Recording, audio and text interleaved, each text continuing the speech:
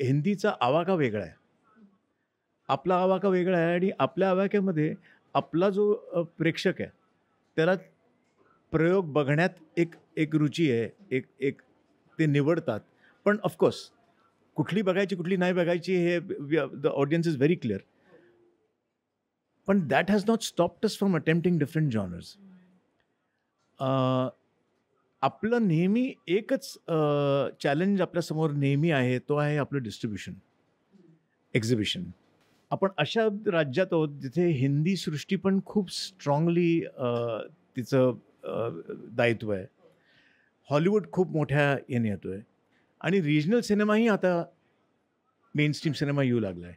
त्यामुळे आपल्याला ॲक्चुअली गरज ही आहे, की आपण कशाप्रकारे त्या एक्झिबिशनचं, थिएटर्स मिळणं, हे आपण कसं सॉल्व्ह करू शकू. कारण ते जर का आपण सॉल्व्ह करू शकलो, तर आपले सिनेमे महाराष्ट्रातच नाही, देशभर बघायला मिळतील लोकांना.